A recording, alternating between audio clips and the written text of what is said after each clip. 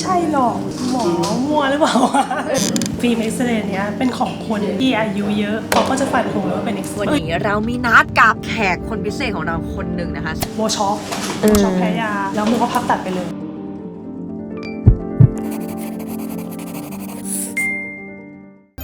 สวัสดีค่ะทุกคนขอต้อนรับเข้าสู่รายการจริงหรอหมอฟังนะคะวันนี้บอกเลยว่าเช้าสุดเช้าสุดใจเพราะตอนนี้6 โมงนะคะแล้วตอนนี้เนี่ยเรากำลังจะไปโรงพยาบาลศิริราชกันค่ะวันนี้เรามีนัดกับแขกคนพิเศษของเราคนหนึ่งนะคะซึ่งจริงๆตัวฟังอะได้ติดตามเขาแล้วก็รู้สึกว่าอยากคุยด้วยมากๆอะไรเงี้ยเพราะรู้สึกว่าเขาเป็นคนที่แบบเหมือนก็เป็นอินสปายให้เราในหลายๆเรื่องอย่างนี้นะคะนั่นก็คือคุณโบนะคะ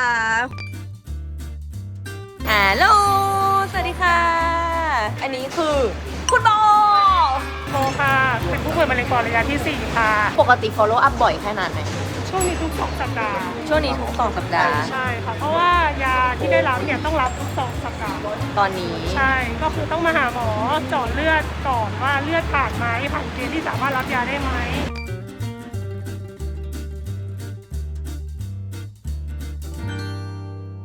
ตอนนี้นะคะระหว่างเรารอคุณหมอเราก็เลยอยากจะมาพูดคุยกับคุณโบนิดนึง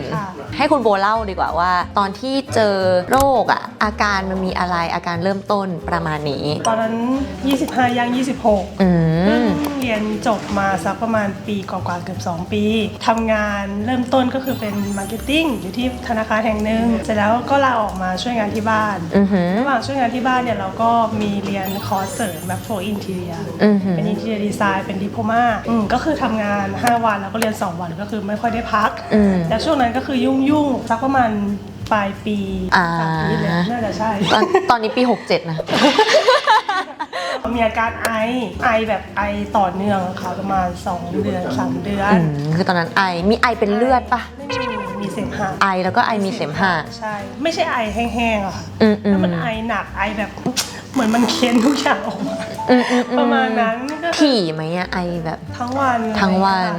แต่ว่าตอนนั้นก็ยุ่งก็งานเยอะแล้วก็เรียนด้วยโปรเจกต์จบก็เลยยังไม่อยากไปหาหมอไปร้านขายยาซื้อยามากินอะไรต่างๆมันก็ไม่หายจนวันสอบไฟนอลเสร็จส่งโปรเจกต์เสร็จก็เลยไปโรงพยาบาลก็เลยขอหมอทำเอ็กซเรย์แล้วตอนนั้นเจอเลยปะคะยังไม่เจอค่ะก็คือเห็นเหมือนเป็นเงาว่าแบบคือมันมีโครงแหละว่าแบบมันเป็นก้อนหมอเขาก็แบบเหมือนแบบสงสัยว่าแบบเฮ้ยวัณโรคหรือเปล่าหรือจะเป็นมะเร็งก็มี2 อย่างเขาสงสัยตั้งแต่รอบแรกที่เจอเลยเหรอใช่คือหมอที่เป็นคนเอ็กซเรย์ดูเนี่ยคือเป็นหมอเชี่ยวชาญด้านปอดตอนนั้นมีอาการอื่นร่วมด้วยปะแบบน้ำหนักลดหรืออะไรไม่มีเลยขออนุญาตถามแบบคนที่บ้านมีใครเป็นมะเร็งปอดหรือว่ามะเร็งอื่นๆอะไรไหมคะมีมะเร็งอื่นๆแต่ว่าไม่มีมะเร็งปอดไม่มีมะเร็งปอดแล้วปกติคุณโบแบบใช้ชีวิตแบบสูบบุหรี่ไหมกินเหล้าไหมอะไรเงี้ยกินเหล้าบ้างเข้าใจได้ก็แบบเวลาสังสรรค์อะไรเงี้ยแต่ว่าแบบไม่สูบบุหรี่ก็อาจจะมีแบบได้ควันบุหรี่หรือ2หรือเปล่าก็ไม่แน่ใจพอหมอบอกว่าแบบสงสัยว่าอาจจะแบบเป็นวัณโรคหรือไม่ก็มะเร็งเขาพูดอย่างนี้เลยใช่คือเขาบอกว่าถ้าสมมติว่าฟิล์มเอ็กซเรย์เนี้ยเป็นของคนที่อายุเยอะแล้วก็เป็นผู้ชายเขาก็จะฟันธงเลยว่าเป็นมะเร็งเพราะมันเหมือนมากๆรูปลักษณ์เด็กน้อยของเราในตอนนั้นหมอเขาก็แบบคิดว่าเฮ้ยเราอาจจะเป็นวัณโรคก็ได้อะไรเงี้ยเขาก็เจาะเลือดไปตรวจโบแล้วก็ครอบครัวก็เลยตัดสินใจว่าเฮ้ยอย่างนี้ก็ลองส่องกล้องตัดชิ้นเนื้อไปตรวจเลยดีกว่าครั้งแรกเลยที่ได้ยินตอนนั้นรู้สึกยังไงมันก็ตกใจนะมันก็ยังไงจะบอกไงดีมันงงมากกว่าแล้วคิดว่ามันไม่ใช่หรอกเลยเงี้ยหมอมั่วหรือเปล่าวะเป็นไปได้ไงวะอะไรอย่างเงี้ยบรรยากาศในครอบครัวก็แบบไม่ได้แบบจะมีอะไรที่ทำให้เราแบบ drive to แบบมะเร็งปอดอะค่ะแล้วเป็นไงต่อมาเจาะชิ้นเนื้อที่ศิริราชตัดชิ้นเนื้อหมอตัดออกมาได้5 ชิ้นค่ะตัดมาไม่เจอเลยว่าเป็นมะเร็งก็คือจริงๆเนี่ยต้องบอกว่าแบบคือมันมีโอกาสที่จะไม่เจอเพราะว่าก้อนมันใหญ่แล้วเราก็เหมือนสุ่มส่วนมันก็มีโอกาสที่จะไม่เจอพอไม่เจอทีนี้เนี่ยหมอก็เลยบอกว่าถ้าอย่างนั้นส่งไปหาศัลยแพทย์เลยและตำแหน่งของมันนะคะมันค่อนข้างที่จะติดมาแบบ ด้านล่างแล้วก็ติดที่ขั้วหัวใจพอตรวจชิ้นเนื้อแบบสุ่มตรวจไม่เจอก็เลยส่งไปหาแบบศัลยแพทย์ทรวงอกก็คือเป็นหมอที่เขาผ่าตัดเรื่องปอดหัวใจ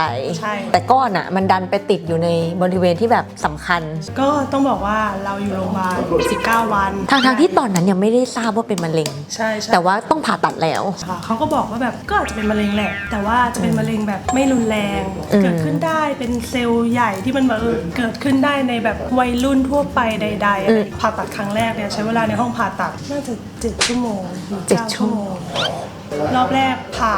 กรีดวนตรงกลางนิดนึงแล้วก็มาต่อกันใช้เวลานานโมฟื้นตัวขึ้นมาได้1 วันปอดกรีดล่างแฟบมันเทิงมากเลยอยู่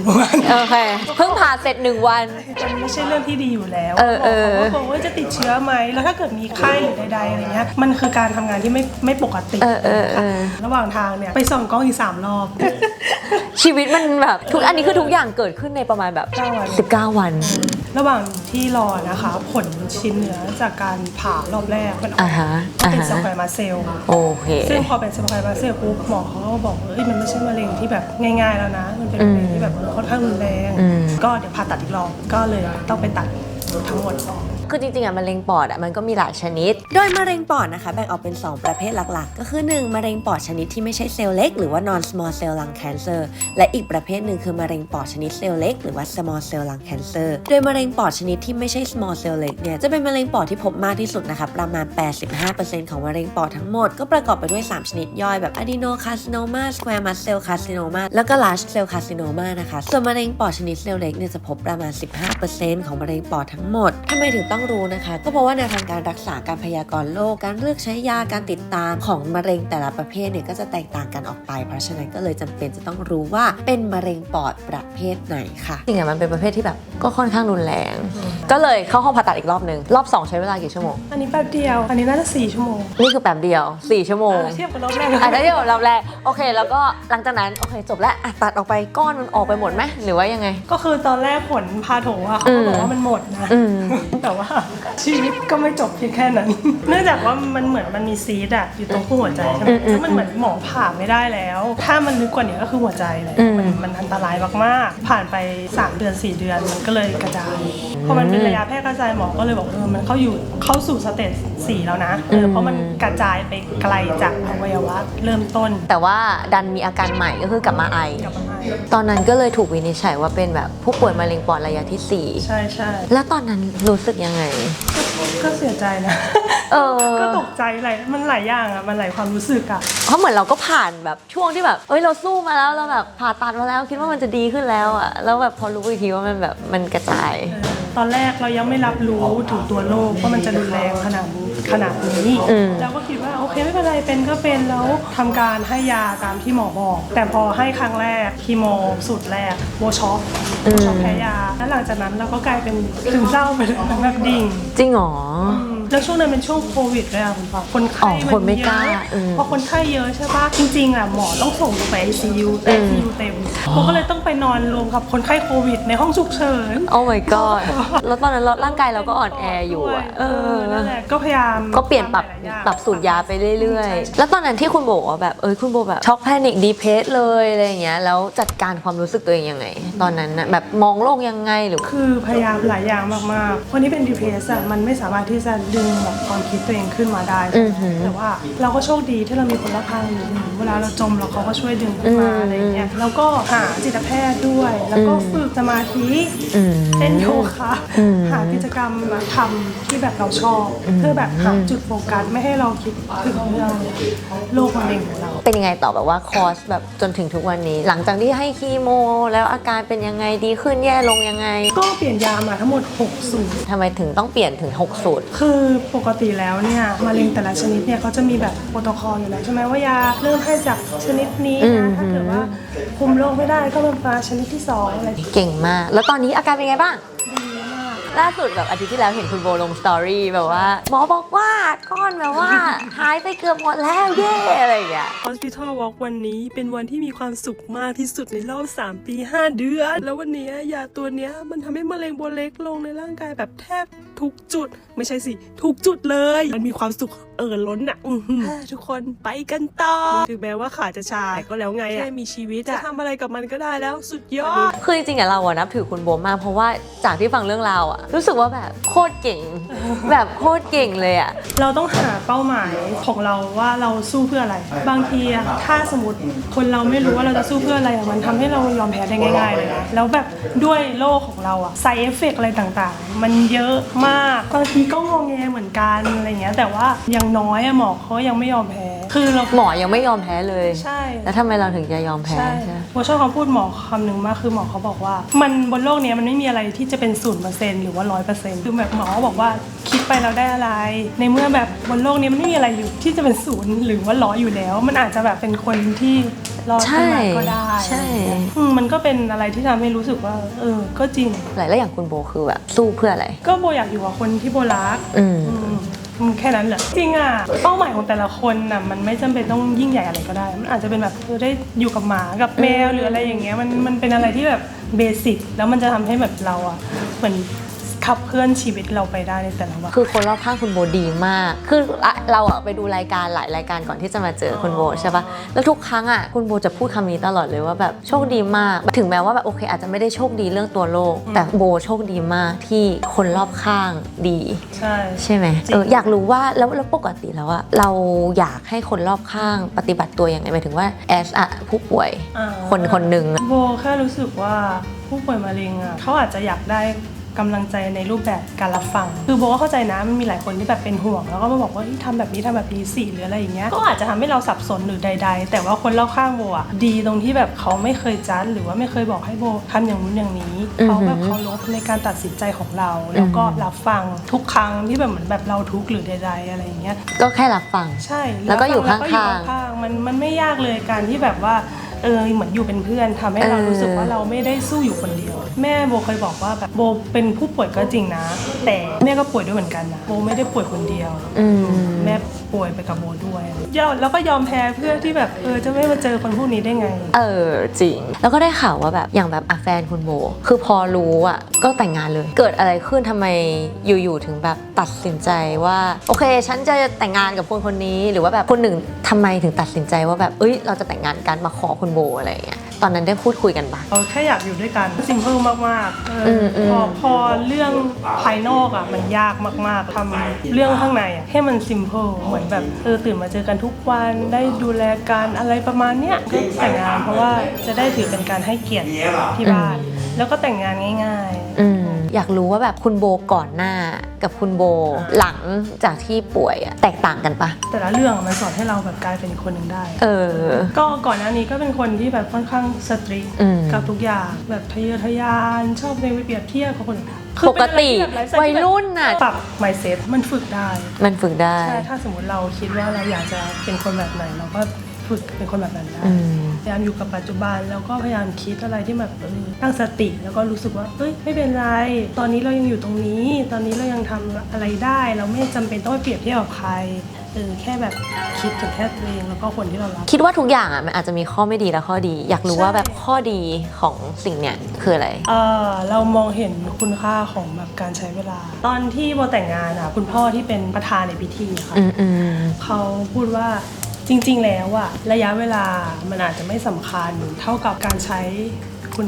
ค่าของทุกเวลาใช่ซึ่งมันจริงมากๆเลยอะเพราะว่าเราไม่มีทางรู้เลยอะเราทุกคนเลยนะคะไม่มีทางรู้อะว่าแบบว่าวันนี้เราจะอยู่หรือเปล่าพรุ่งนี้หรืออะไรใดแต่ว่าเรารู้แค่ว่าตอนนี้เราอยู่ตรงนี้อะไรอย่างเงี้ยเพราะฉะนั้นเนี่ยถ้าเรามัวเสียเวลาไปแบบคิดฟุ้งซ่านคิดนู่นคิดนี่ที่มันทำให้ตัวเองไม่มีความสุขอะมันจะแบบเสียเวลามีความสุขในปัจจุบันไป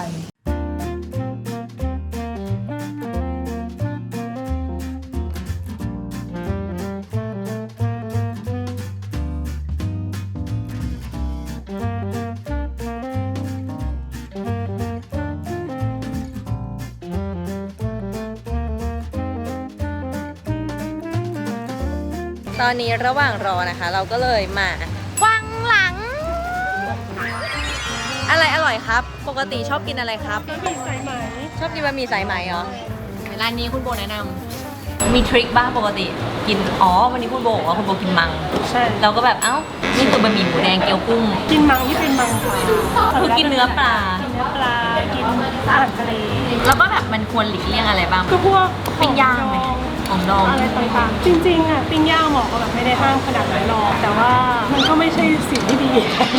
แม้ว่าคนทั่วไปก็เช่นกัน ใช่หรือว่าแบบของทอดที่แบบทอดซ้ำๆน้ำมันซ้ำๆอะไรอย่างเงี้ยมันก็ไม่ดีอะไรอย่างเงี้ยกินได้ทุกอย่างแต่เลือกกินให้มันเฮลตี้แค่นั้นเองแต่นี่ก็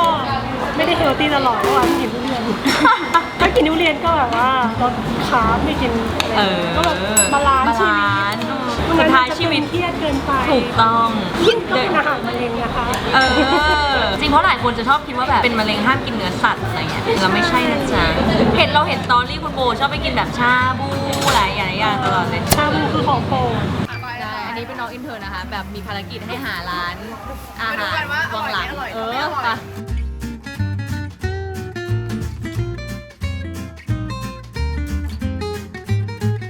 ระหว่างเรารอใบนัดให้ยานะคะ supported by คุณพ่อคุณโบน่ารักมากโบฝากอะไรแล้วกันสุดท้าย ก็อยากฝากถึงคนที่เป็นผู้ป่วยผู้ดูแลนะคะว่าแบบอดทนสู้ๆอย่างน้อยก็แบบให้ตื่นมาเจออีกวันหนึงอะไรอย่างเงี้ยค่ะแล้วก็อย่าหมดหวังเป็นขาดหาอะไรทำที่แบบเราชอบเราก็หาทำอยู่พอสมคว ใช่ ร เห็นว่าคุณโบหาทำมากแต่แบบป่วยมาลองทำอาชีพอะไรไปแล้วบ้าง เยอะมาก เยอะมากฉันเคยเห็น ไม่ชอบอยู่เฉยแล้วก็แบบไปหาทำนู่นนี่ไปเวิร์กช็อปแล้วก็เขียนหนังสือเอาหนังสือเล่มแรกชื่อว่าทำไมเราต้องเกิดมาเพื่อหาทางมีชีวิตอยู่ต่อไปเราขายร้านหนังสือทั่วไปเลยมีไปเล่น MV นางเอก MV คนหนึ่งท่านหนึ่ง ได้ MV เพลงแรกชื่อเพลงว่าคนที่โลกไม่ต้องการของวงเอลิสมีซิงเกิลเมื่อก่อน มีซิงเกิลด้วยเหรอ ชื่อเพลงรอตะวัน ไปติดตามชมกันได้เดี๋ยวใส่เพลงอินเสิร์ตหลายๆเรื่องเราอาจจะกำหนดเองไม่ได้ ใช่ แต่ว่าเรากำหนดชีวิตบางส่วนของเราได้ แต่ละอย่างเราคอนโทรลไม่ได้ เราต้องพยายามมองหาข้อดีในแบบเรื่องหลายๆไม่งั้นเราก็จะอยู่ต่อไปไม่ได้ เก่งมากเป็นกำลังใจให้กินข้าวให้อร่อย ฝากช่องทาง TikTok IG Facebook ของคุณโบอนัญญานะคะ แล้วก็ฝากของฟังด้วยนะคะ บ๊ายบาย อาจมีชีวิตที่ใครได้คิดให้ต้องทรมานอาจถูกดินฟ้าเป็นดานให้เราจมอยู่กับความท้อใจ จะมีพรุ่งนี้กี่ครั้งก็หวังว่าสลายไป